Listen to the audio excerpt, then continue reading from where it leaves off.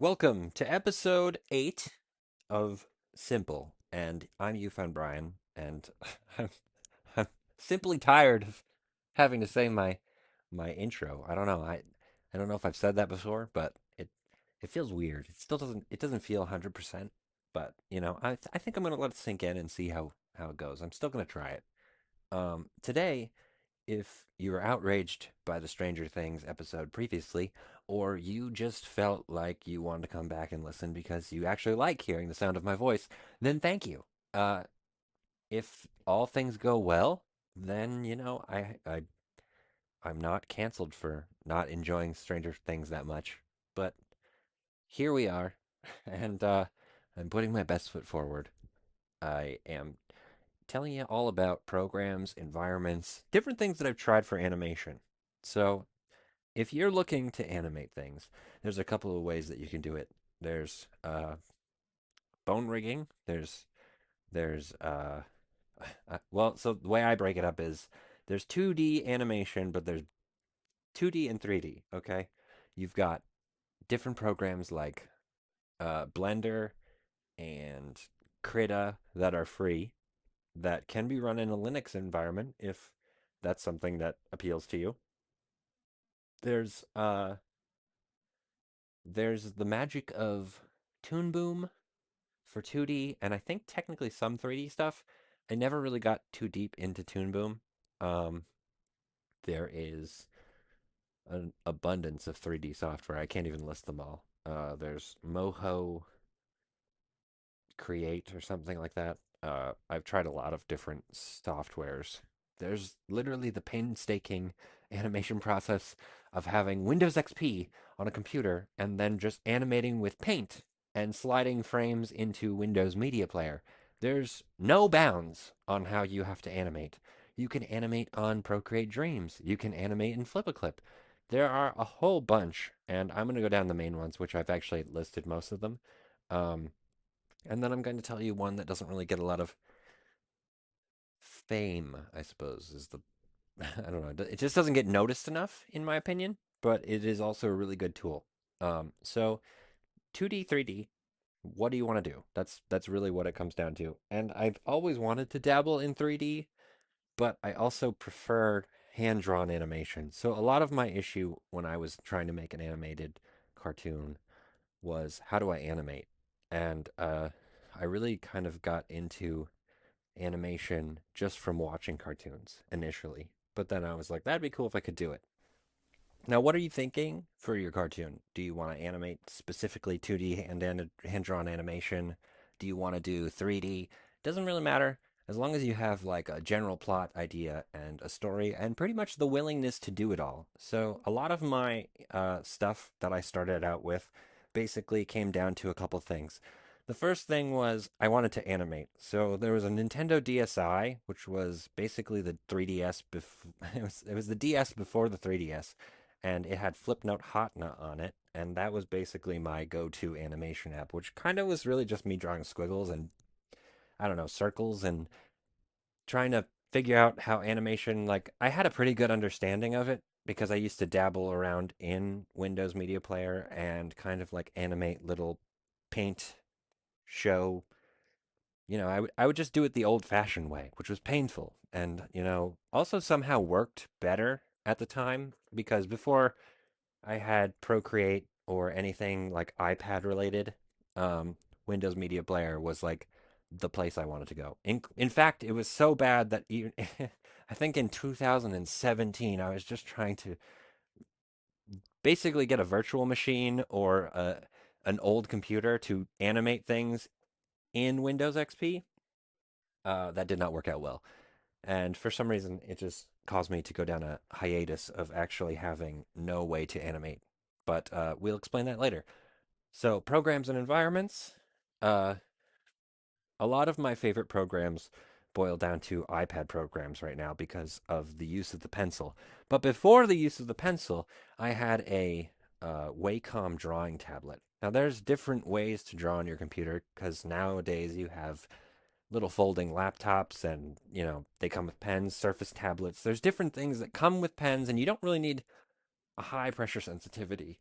You don't need fancy stuff.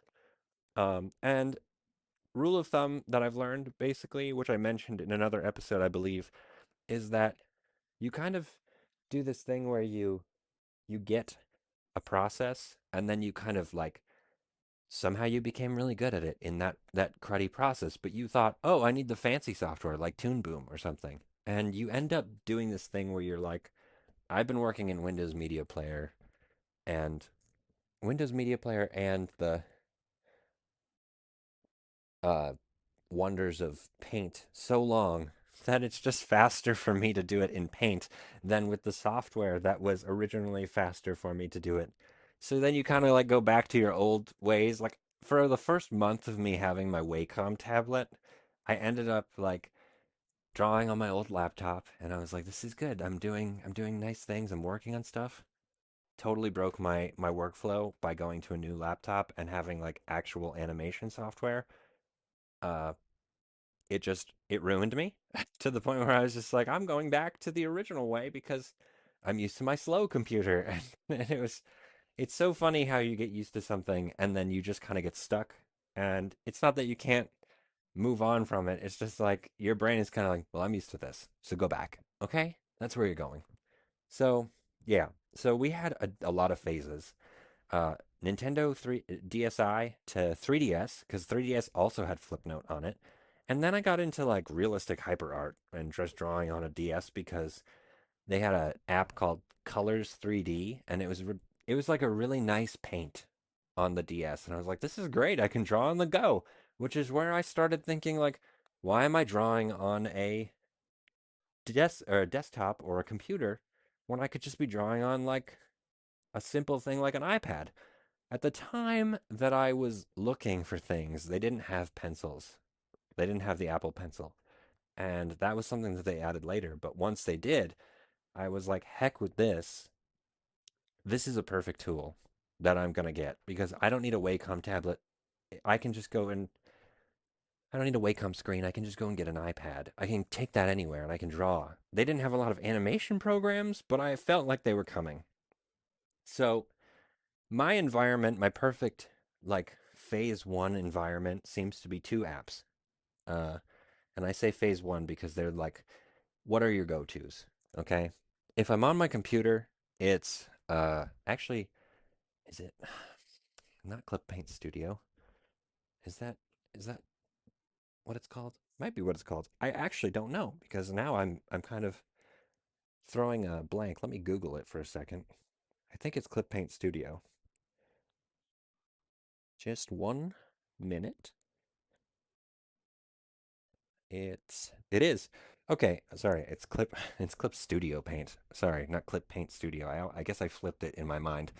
But Clip Studio Paint was the original app that I tried to work in because I was like, oh, it's on the iPad and it's on my computer, which I just didn't want to pay for the subscription, so I bought the perpetual license on my laptop, and that's actually where it stayed. I never actually used it again.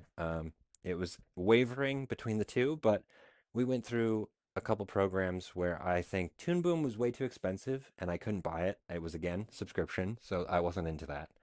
Um, I think something that companies forget that like there are perpetual licenses for smaller versions of things, but to some degree, I think they forget that like you want to cater to the people who obviously don't have a lot of money because artists are not rich, especially when they're just starting. So Toon Boom is like we're enterprise software, but we also let kids and hobbyists dabble in it. And I'm like, you should have a hobbyist price then. That was my biggest complaint was like not a subscription. Like, shame on you. I always hated subscriptions. I never in my life used Adobe Photoshop. Um, there are just so many environments that people can have. But Procreate Dreams, Procreate, and Flip a Clip are my iPad. Plain and simple. Because Flip a Clip kind of just like, it didn't have the best smoothing originally. And then once they started kind of competing with Procreate Dreams, they kind of picked up some stuff. Like they added smoothing before, but then they were like, look at all the stuff you can do. And I still go to Flip a Clip because it's probably my most like simple animation environment. Like it doesn't mess up. Procreate Dreams is still newer. They did recently update it so that Procreate Dreams is like a nice working environment. But if you're looking for something smooth and like to work on an iPad, it might be better to just start with Flip a Clip. Um, Gestures in Procreate Dreams, I find either hinder me in the sense that like I accidentally touch something and it's like, oh, you deleted something, or you hit undo and now a frame is missing something, or uh, I have I don't know what I'm doing actually when it disappears. I haven't actually figured out the complete process. Sometimes it's just as simple as like the pen touched after my hand was touching. So I have one of those drawing gloves that I rarely wear. Um, if you're doing it digitally, good for you. If you're doing it by hand and you're drawing it on paper, also good for you. That requires a scanner and then something to just move the frames, which again, Procreate Dreams is actually good at that too. Procreate Good Dreams is really good for like overall video production, which I find really fascinating because we've come from a program where it was like, we're just gonna make a frame, and now we're gonna make animation, and now we're making all just like you can just draw on regular videos in your uh, little Procreate Dreams production area, which is great. And I actually love the fact that I could technically be drawing and animating on real life. Now, Toon Boom just was expensive. It was clean, but I always say it's the Photoshop of animation. There's too many buttons, too many features, and I just don't know how to say it needs to be appled, I guess. It needs to be simplified to the point where it's like there's a smooth workflow. I think professionals really know what they're doing. But as someone who tried to just jump in and be like, okay, Procreate. I watched a lot of tutorials, and then it was like there were so many steps to get certain things that I wanted. I just did not, I didn't know what to do. I forgot the things I learned. Like it was just nothing stuck. And I think that was my symbol to just kind of jump out and dive into something else, which is where Clip Studio Paint, nice and easy. They offered me a single purchase price. I paid it. I think it was only like 200 bucks, much cheaper than the thousand or whatever it was for Toon Boom at the time. Um, I did used to like a program called Adobe Flash CS6, which was my only Adobe interest at the time, and I can tell you that it it it worked. I don't think it was actually used for animation in that way at the time because I think it was more for Flash animations, which you basically had to make a video and then you had to convert it. And that was the funniest part because it was like, okay, you took the video, you're not done with it. You make the video file and then you convert it to something you could upload on YouTube. There was literally a special converter that you needed, and it was from Newgrounds because a lot of people who were animating on Newgrounds were using Flash. That was a really interesting area to like work in, but I still didn't like CS6 as much. I liked the organization of it, like the timeline at the bottom, the tools on the left, and then the like file, whatever's like the little menu bar at the top that you always have when you open a file and things like that. That was computer standard for me at the point that I started.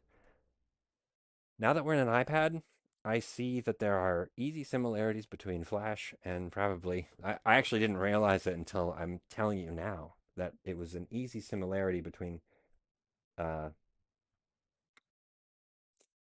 Flip a Clip and Flash. So Flash and Flip a Clip are actually really close in design workflow, minus the fact that they don't have like a file bar at the top.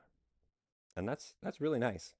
So with those many and crazy sums of all of the different environments that you can be in, you have to remember one thing that you need to pick one that's comfortable for you. It took me 14 minutes to tell you that, and I'm so sorry. But that part wasn't simple because I didn't sort that in my head whatsoever before saying it. And some of these things I'm just kind of talking about as we go. So it gets a little confusing, but There's a lot of programs that you can pick from, 2D and 3D, and I will just tell you, I've never understood Blender, so I can't recommend anything to you other than that Blender does 2D animation now and 3D. Now, if you're someone who's like more technologically savvy in the sense that you've worked on video editing and things like that, I'm sure that Blender is just fine. Okay, Blender probably works really great for you. But the overall addition of being not simplistic for me to use, uh, I really just needed that Apple environment where I'm just like, I just want to draw the picture, make it move. Draw the picture, make it move, add sound. Simple. But it's apparently not as simple as you think because a lot of programs don't have that one. Like, I ran into a lot of programs where there was just like, you can't add sound. You can't record sound in the app. You can add sound, but you have to drop it from a file. I really just want to be able to do everything in one app, which even Procreate Dreams doesn't allow you to like physically record audio. At least the last time I used it, and it's very hindering to me because I have to open up my sound recorder in my multitasked iPad and then just record in the sound recorder, drag the file into Procreate Dreams, which works. I guess the idea is that you already have a sound recorder, but it would make it that much easier if there was that one layer of like, okay, you can record sound just like right there, right there, right in that moment. Because I kind of work at the drop of the hat for some things, and that's what I need. Flip a Clip lets you record audio, and out of the two programs right now, I'm working more often in Flip a Clip, believe it or not, because of the audio feature. So it really comes down to what you're comfortable with. And then the second part is like workflow. Like, what are you doing? How do you work? Are you doing it like an industry standard like flow? Because I'm definitely not. um, you have different things like writing and uh, just sketching, storyboarding. It can all be done in technically any animation program. I don't know why Toon Boom sells storyboarding separate of animation when in reality you could just get Toon Boom Harmony and still make the storyboard. Like, I don't know who pays for both. Like, it just seems kind of silly. And then I know that the storyboard program they have is basically just storyboarding. So it's like, okay, well, now I'm not even animating. You know what I mean? Like, do I really need one or the other? I I don't know. I don't know. I really don't. The usefulness of the actual that program and its company, I'm sure is very useful to like I said, the large industry like Disney, but it never appealed to me. So it's okay if you don't like an industry standard and you're animating in something like what is now Adobe Animation or something. Like, you got to use what makes you feel comfortable and then also brings you some sense of peace while you're working. Cuz animation, especially hand drawn like 2D animation, that's nerve-wracking as it is because you're drawing like every individual frame. You try and, cut corners where you can so it looks visually good, but you save time. But if you're like really, really into like drawing anime, God bless you. Okay? I'm I am not much of a religious man here, okay? But God bless you people. Like, I don't know how you can sit there and draw anime. I know you got to really love it, okay? I'm just trying right now my goal is as an animator, I just want to tell the story that I'm writing because it's long. I have a lot of info and writing and, screenplay ideas and show ideas and things like I've just done a lot of writing and preparing for this one specific thing. So it would just be nice to get it out. I don't want to be put on hold most of the time. Work environment also comes down to a couple things that are outside of a program. For me, like I like to have different keyboards. I know it also sounds weird, but if I'm writing something for my animations or storytelling, um, sometimes I like to just write in a journal. Other times I like to just sketch out what's happening in a scene. So I'll need a notebook or a sketchbook. I'll translate it into the same linear format. Like eventually it becomes a script. But the idea is like, okay, you have this thing. You want it to be you want it to be big. You want it to be good. So you have to just do what comes out the easiest. All right? So like if even if it's just like a paragraph a day, even if it's a paragraph every hour, if you take breaks and then go and write something and then come back to it after doing something else, all you got to do is get something out there and then be like, okay, this is it. This is what I have. This is how it's going to be. And I'm going to do my best to like get stuff out there. So having different mediums, like, I still have my original laptop I used to work on, and occasionally I pull it out. And it's nowhere near any good for being on the internet or being,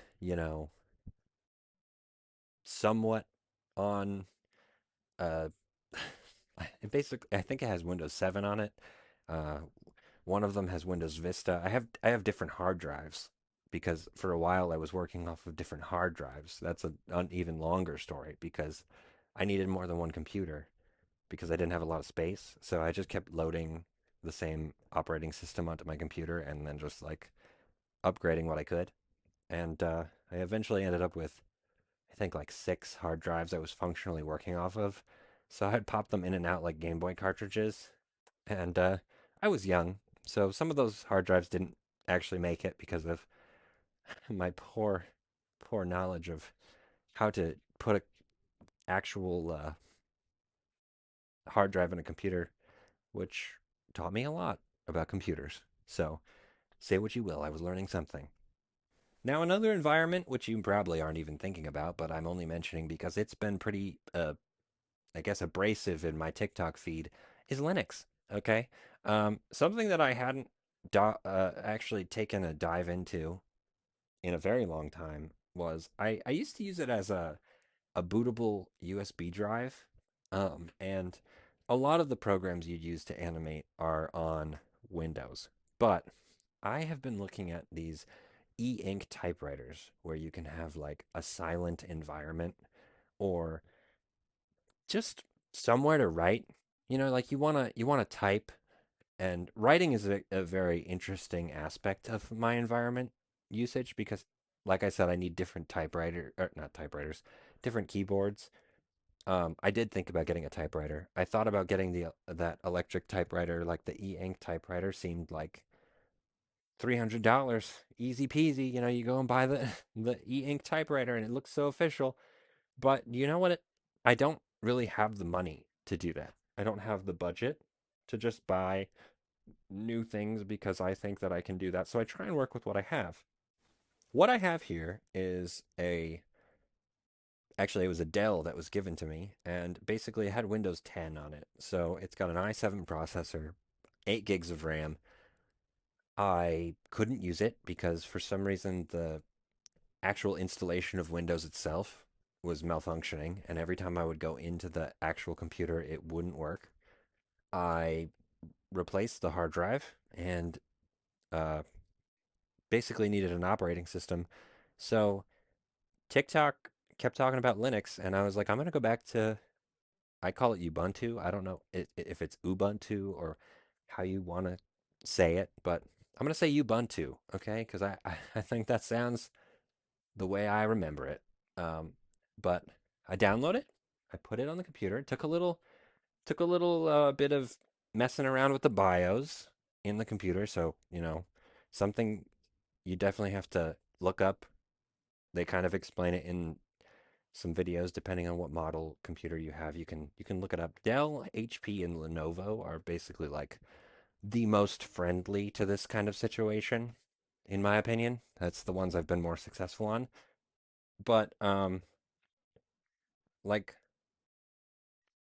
I've wanted a Mac for a very long time, and I always loved the look of Macs. Like it's not so much about the Mac OS. I like the unibody metal Mac like simplicity, and Linux. is kind of like a nice middle ground, okay? So like Windows 11 right now has been breaking a lot of stuff on my computer. Like the drivers don't work for certain things. Windows 10 has been kind of doing the same thing. So I got to a point where the updates were so bad that I actually just turned all, like I have a manual Wi-Fi switch on my Alienware computer, and then I have a standard. It was a, I bought it for $50. It was the best computer I had because I wanted like a throw around computer that if I took it around, it was like, I didn't spend a lot on you. So it doesn't really matter what happens to you, but it's just a gateway computer from Walmart. It's just a little laptop. Looks like a MacBook Air, but I have Windows 11 on that, and I just air gapped it basically. And air gapping is actually just separating the computer so that the computer doesn't get any updates, but you just can't use it as an internet vessel. Like you can't go online, which poses an issue only if I uploaded my videos through um, a computer, which I do occasionally. So really, I just need the software on my Windows machines. And then I was like, how can I make the Linux thing work? Because I was trying to see if they had different things. They have software equivalents. Like they do have Blender on there and they do have Krita. Krita is an animation program that's open source, and I've used that one occasionally. Um, I don't 100% love it either. It's still a little hinky, but basically I can use it if I need to. Um, I put the Ubuntu on my computer and I realized something that rather than buy a typewriter or get something fancy, like buy a new laptop, it makes my laptop usable in the sense that I'm only going on YouTube to post these videos. I don't need anything crazy, right? So I can use it basically as an external laptop to go on the internet and browse like I normally would, which isn't very many websites other than YouTube because most of the stuff I'm browsing is basically on my phone. And then uh, between all of the writing things they have, like they have LibreOffice, but what I've been using is actually the Notepad because it goes full screen and it basically removes all sight of anything. The start menu, the icons, it's beautiful. It's dark. It takes the glare off my eyes. It's the most beautiful thing I've ever seen, and I'm sure you could get like a Windows equivalent, and I'm sure there's a Mac equivalent, but my computer that I have, RAM wise, was running and it was so hot. This poor little computer could not this computer, this Dell that I was given that I put Linux on, was using too much of the RAM. And I basically was like, okay, I need to figure out what the heck is going on here because this RAM it's not, it's 8 GB. Why are we using so much of the RAM? And I put Linux on there. I'm not even using like, I think I'm only using 20% of the RAM where I was using like 60, 80% of the RAM. And I was like, this is crazy. And I can still upgrade it to 16 if I really feel like it. And the RAM is cheap. Like the price of RAM is not crazy because it's an older computer. So I get updated security. I get updated uh, browsers. Like I feel so good because I didn't have to buy a new laptop. I can work in the old environment that I had, and I'm actually putting it on my old laptop on an ironically on another hard drive. But don't worry, I won't damage this one. I'm putting it on another hard drive because that one, I don't know what's up with that laptop, that year, that model, that Dell that I had, that was my very first laptop. It still runs perfectly. There's nothing wrong with it. It's probably like the best computer I've ever owned. It is only 32-bit though, so then I have to install a different uh there's different versions of Linux, so you can get whatever one works for you. But also Steam is on it, so I can technically play all the games that I have. I haven't tested them, so I'm sure there's some caveat with like installing and it not being Windows, but whether some of the games work or I just get a couple, you know, thank you, because honestly, my computer, she needs she needs an upgrade, and I'm just glad I can still use this computer because it just deserves to be properly used. I think the only issue is maybe the laptop battery, which I think is fixable because they still generally sell. You can basically buy any Dell laptop battery on Amazon. So don't be ashamed to get an old desktop either. Like I'm thinking about going to get a old Mac, just an old iMac, and just Linuxing it up because I want like just a writing computer, but I've always wanted it to just be a Mac. So like I can live the dream and not pay $4,000 billion for a suite. Like if I can get this down and get everyone on board with it, like if I can get a really good suite, the cheapest option for me as a company, if I ever had it, was to train people on Krita or Blender and then use old computers. And no one's going to steal an old, I mean, they might steal an old computer, but overall, as long as it has the security updates, which is the biggest thing for me, I'm golden. And I get security updates. I get real security updates. So I don't have to worry about all the hullabaloo of, you know, having Windows update 20 billion times. Like Linux updates maybe like once every 2 days. And the updates aren't crazy either. So, like, I still have a considerable amount of space on this hard drive. And right now I only have 128 gigabytes on that hard drive. So, say what you will about other environments. This one works. And it's nice and simple. Um, but I was going to make that the end. But the the big point that I'm trying to make is when you're animating, there's a lot of things you can do. If you're doing it from a writing perspective and you're trying to create something, there's a lot of programs there. iPads are really, in my opinion, the best space because you kind of have like this modular environment. But if you really want something set and standard, like for writing, I really just like a desktop. I I don't know what it is. I just want to go to the same spot. I don't need to write everywhere. If I really need to, I have that laptop, like I said. But the laptop itself is really good with Linux on it. So don't be afraid to use different things and try things that are new. Um, anyway, that's it for now. And if you feel inclined to try any of those, I will now tell you the magical last program that I have used in my life. It's called TuneSquid, and that's something that's on an iPad. But I don't think it gets talked about enough because before Procreate Dreams, it was one of the only few programs that did 2D hand drawn animation, did bone rigging, and had keyframing, kind of like what you do where you drag. So Procreate Dreams has that perform function where when you're animating, you can like tap an object, hit the like it's like a record button basically, and however you move it is where it goes. So like if you slide it across the screen in a certain way, it's gonna it's gonna move the same way when you do it.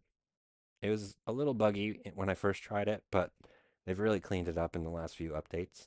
So definitely something to look forward to is the future of Procreate Dreams. But if you feel like getting something that's like Procreate Dreams, but more like standard, like Clip Paint Studio, or sorry, I did it again, Clip Studio Paint or Toon Boom, like a more like a traditional computer program, Toon Squid is really, really nice. So it's not something you have to like overextend yourself. It has like a good hybrid of like Procreate tools, like you can make your own brushes and things like that. It's just a really nice environment, and I don't think it should be forgotten. Anyway, thanks for listening. I am simply pleased with you existing in my company. And if you've made it this far, I'm happy. Good night, everybody.